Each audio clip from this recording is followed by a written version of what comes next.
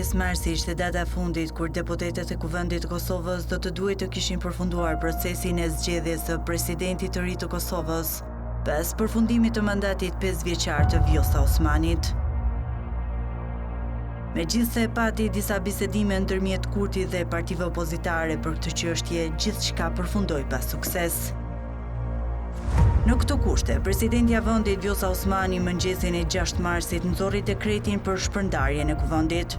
Osmani në konferencën për media para gazetarëve tha se dekretin për shpërndarjen e kuvendit e nxorri pasi përfaqësuesit të vendit vendosën ta çojnë Kosovën në zgjedhje.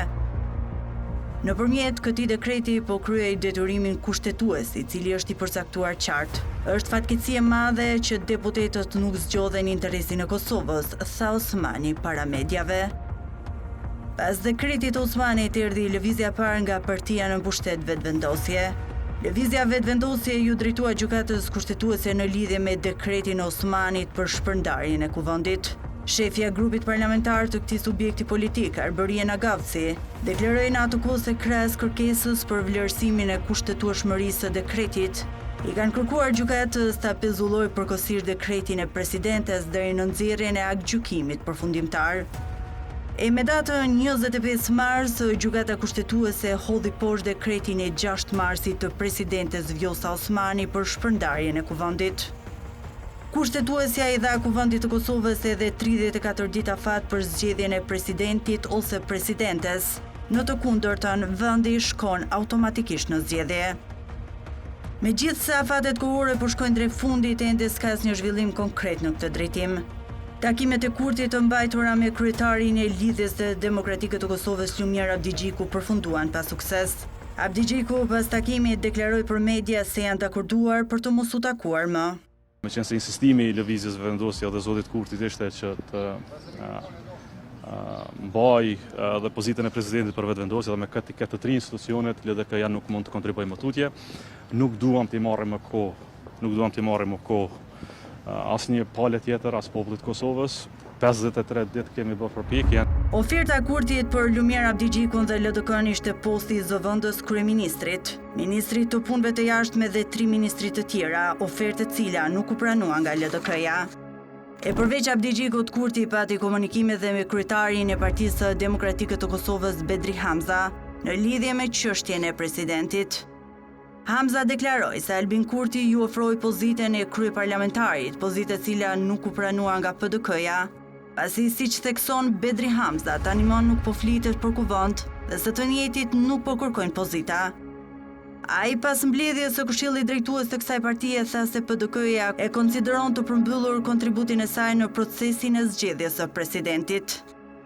Këshilli Drejtues është organ vendimarrës brenda Partisë Demokratike të Kosovës, është diskutuar gjëre gjatë kjo temë, është konstatuar që nuk ka pas seriozitet nga partia fituese dhe nga zoti Kurti që vendet me dhon president, nuk është trajtuar me korrektësi çësia pozitive e Partisë Demokratike të Kosovës dhe si rezultat i kësaj gjendje dhe këtyre zhvillimeve, Këshilli Drejtues ka votuar një deklaratë politike që një paragraf i sajna ka të bëjë me zgjedhjen e presidentit dhe thotë për Partinë Demokratike të Kosovës ky proces është i përmbyllur. E nga Aleanca për Ardhmërinë e Kosovës, ofertat e Kurtit kundrejt partive opozitare po i shohin si kamuflim për të fshirë faktin se Albin Kurti dëshiron ta çojë vendin në zgjedhje. Kështu deklaroi për dokumentarin ekspoze kryetari i AK-s Ramush Haradinaj. Haradinaj potencoi se Albin Kurti e ka vendosur me kohë shkuarjen e sërishme në një proces elektoral. Spari nuk mendoj se cilësohen si oferta, për një lloj strategjie për me kamuflue ata që ka qëllim të vërtet Kurti, pra me fshehë faktin se ai po don me shku në zgjedhje, gjitha mundësit i ka për me zgjedhë presidentin i ka pas herët, nuk i ka shfrytzuar, pra tani është në atë periudhën e ikes nga faja dhe batjes fajshisë të këto dy partitë opozitare. Po këta e ka vendosur Kurti me kohë dhe po ndodh. Edhe zëvendësshefja e grupit parlamentar të Partisë Demokratike të Kosovës, Blerta Deliu Kodra, tha për dokumentarin ekspoze se vendi pritet të shkojë së shpejti në proces zgjedhor. Sipas Deliu Kodrës, ofertat e Kurtit drejtuar partive opozitare as nuk mund të quhen të tilla, duke potencuar se si PDK-ja e ka dëshmuar konstruktivitetin gjatë gjithë procesit. Ajo tha se nuk mund të bëhen patërica Albin Kurti dhe as të votimit në kuvend pa një marrëveshje të detajuar ku do të propozojë një president konsensual. Absolutisht nuk ishte asë që mund të quaj një çështje të tillë ofertë, për shkak se Partia Demokratike e Kosovës gjatë gjithë këtij procesi e ka dëshmuar konstruktivitetin e saj që nga takimet e para ku ne jemi bërë pjesë e tyre, duke kërkuar së pari që të kemi një kandidat konsensual e pastaj natyrisht edhe që të propozojmë e drejta e propozimit të takoj Partisë Demokratike të Kosovës, kur pa veçse që këto takime nuk prodhonin asgjë, ne kemi kërkuar që të kemi një letër zyrtare të detajuar ku shkruhet me saktësi se cila do të jetë marrëveshja dhe natyrisht cili do të ishte rezultati i kësaj marrëveshje, çfarë do të prodhonte ajo. Në fakt nuk bëj fjalë oferta e fundit nuk është as që mund të quhet si ofertë si e tillë, për shkak se ne e kemi thënë qartësisht që nuk mund të bëhemi patericë e Albin Kurtit e as e votimit në kuvend pa një marrëveshje të detajuar ku do të propozojë një president konsensual. Kjo që u fol edhe me rastin e Partisë Demokratike të Kosovës, por edhe me rastin e Lidhjes Demokratike të Kosovës nuk as që diskutohet si një ofertë serioze, por natyrisht është në vazhdimën e përpjekjeve të pareshtura që i bën zoti Kurti për ta neglizhuar këtë proces dhe për të ardhur deri tek procesi zgjedhor që vendi pritet të shkojë së shpejti. Deli u Kodra potencoi se Kurti qëllimshëm po e bllokon funksionimin e institucioneve pasi nuk ka vullnet për të gjetur një kandidat konsensual dhe se në këto rrethana vendi po rrëshqet drejt zgjedhjeve të reja parlamentare. Nga rrethanat cilat po i shohim, zhvillimet e fundit, për shkak të mungesës së vullnetit politik, absolutisht që vullnetin duhet ta kthejmë te qytetarët e Republikës Kosovës në mënyrë që të kemi një legjitimitet të ri, sepse në të kundërtën zoti Kurti qëllimshëm po e bllokon funksionimin e institucioneve të Republikës Kosovës, për shkak se ai nuk po ka vullnet për të bashkërenduar ose mirë të them për të gjetur një kandidat konsensual për president dhe për të provuar që Kosova të mos shkojë në zgjedhje. Në këto rrethana natyrisht që vendi rrëshqet drejt zgjedhjeve të reja parlamentare dhe neve që duhet të fillojmë edhe përgatitjet tona për këtë proces. E deputeti i Lidhjes Demokratike të Kosovës Armen Zemaj, propozimet e Kurtit drejtuar partive opozitare për çështjen e presidentit, si ka quajtur oferta për lojë fjalësh nga Kurti në pamundësi për të zgjedhur presidentin. Zemaj tha për ekspoze se nëse nuk ka zgjedhje, vendi po shkon në zgjedhje, sepse tashmë po hyhet në afatet strikte të kushtetutës që janë dhënë në vendimin e fundit. Sipas tij, Kurti dëshiron të imponojë një president politik dhe me librezë partie. Nuk ka pas ofertë për presidentin, po ka pas më shumë ta quaj ajo që tash njihet në gjuhën politike të zotit Kurti lojë fjalësh edhe pa mundësi për ta zgjedhur presidentin konsensual ashtu siç e don kushtetuta, po edhe ashtu siç e don përfaqësimi për gjithë qytetarët e Republikës së Kosovës pa dallim. Po nëse nuk ka zgjidhje, duhet të ketë zgjedhje, sepse po hymë në afatet strikte të kushtetutës që i ka dhënë edhe me vendimin e fundit.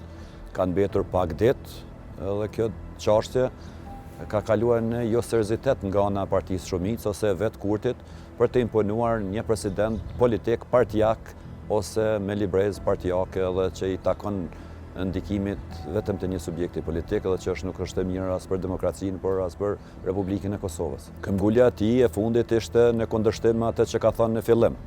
Vetë zotri Kurti ka deklaruar që nuk duhet të ketë president partijak dhe kjo ka rezultuar mashtrim dhe tash imponimi që të ketë një president me librezë partijake. Njohësi i çështjeve politike në vend, Avni Arifi, duke komentuar situatën politike, tha për dokumentarin ekspoze se takimet e Kurtit me subjektet opozitare kanë qenë më shumë shfaqje teatrale. Ai tha se këto takime s'kanë qenë për të zgjedhur presidentin, por se të njëjtat kanë qenë me provu nënshtrimin e opozitës. Sipas analistit Arifi, vendi tashmë po shkon drejt zgjedhjeve. Ju po ju thoni takime, unë i takoj asaj pjesët shoqënisë që këto i kam pa vetëm si shfaqje teatrale. Nuk kanë qenë takime për me zgjedh probleme, nuk kanë qenë takime për me zgjedh presidentin, po kanë qenë takime me provu në nënshtrimin e opozitës dhe shndërrimin e tyre në shërbim për partinë vetëvendosje. apo edhe një formë për me masku fajsin e shkurës së vendit në zgjedhje. Nuk e di me kush ja bën korumin në kuvend, sepse LDK-NFE-u u përpoq ta poshtnoj, PDK-ja nuk e lujti vallën e tina, Alianca ka bo pace me faktin se nuk ka bashkëtesë politike me Kurtin dhe vetëvendosjen, posaçërisht me Kurtin, kështu që nuk e di ku i merr ai 80 vota për me zgjedhje presidentin. Avokati Ardian Bajraktari tha për dokumentarin ekspoze se nëse deputetët nuk arrin të zgjedhin presidentin deri me datën 28 prill, ushtruesja detyrës së presidentes në konsultim me subjektet politike duhet të caktojë datën e zgjedhjeve. Ai potencoi se data e zgjedhjeve nuk mund të jetë më tepër se 45 ditë nga përfundimi i afatit shtesë, ku sipasi zgjedhjet s'mund të mbahen më vonë se data 7 qershor. Fillimisht do të thënë që gjykata kushtetuese përmes gjykimit të fundit e ka qartësuar jashtëzakonisht mirë situatën kur deputetët dështojnë ta përmbushin detyrimin e tyre kushtetues ta zgjedhin presidentin ose presidenten e vendit brenda afatit prej 60 ditësh nga momenti i fillimit të procedurave dhe përrjedhoi ky afat i dhënë shtesë përmes gjykimit të gjykatës kushtetuese prej 34 ditësh. Në rast se nuk do të arrihet të përmbyllet ky proces deri me datën 28, atëherë me datën 29 ushtruesja e detyrës së presidentes së vendit, Zonja Haxhiu, obligohet që në konsultim me subjektet politike, por njëkohësisht edhe me Komisionin Qendror të Zgjedhjeve, ta caktojë datën e zgjedhjeve, e cila nuk mund të jetë më tepër se 45 ditë nga përfundimi i afatit shtesë. Pra, data e zgjedhjeve duhet të caktohet nga ana e ushtruesës së detyrës së presidentes, e cila sipas përllogëritjes së afateve duhet të jetë jo më vonë se data 7 qershor, sepse kështu i bie diela e fundit e afatit 45 ditë brenda së cilës duhet me u caktu data e zgjedhjeve. Avokati Bajraktari ka sqaruar se s'ka arsye dhe as rrethana që t'u drejtohen sërish gjykatës kushtetuese për sqarim, pasi kushtetuesja përmes gjykimit të fundit këtë situatë ka qartësuar jashtëzakonisht mirë. Vlerësoj që nuk ka rrethana dhe arsye për me ju drejtu gjykatës kushtetuese, nga se gjykata kushtetuese përmes gjykimit të fundit këtë situatë e ka qartësuar jashtëzakonisht mirë dhe qartë, dhe situata është e pastër. Dështimi i deputetëve për ta përmbyllur këtë detyrim kushtetues brenda këtij afati, sipas fuqisë kushtetuese, vendi shkon në zgjedhje, e që natyrisht ushtruesja e detyrës së presidentes vetëm duhet i shpall zgjedhjet, të cilat, siç e thash, duhet të mbahen jo më vonë se 45 ditë nga ky moment. Por, sipas deputetës së PDK-s Blerta Deliu Kodra, nuk do të habiteshin nëse lëvizja vetëvendosje do të kërkonte sërish të zvarriste procesin duke blerë kohë me një ankesë të radhës në kushtetuese.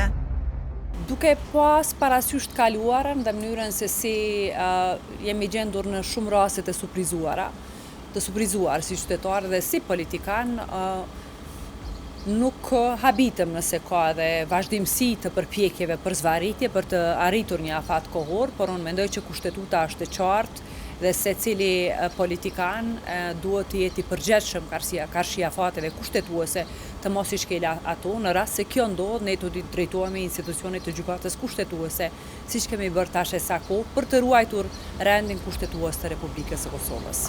Edhe deputeti nga Lidhja Demokratike e Kosovës Armend Zema e potencoi se çdo prolongim tutje lexohet si ndikim në afatet kushtetuese dhe është vazhdim i krizës që dëshiron të imponojë lëvizja vetëvendosje.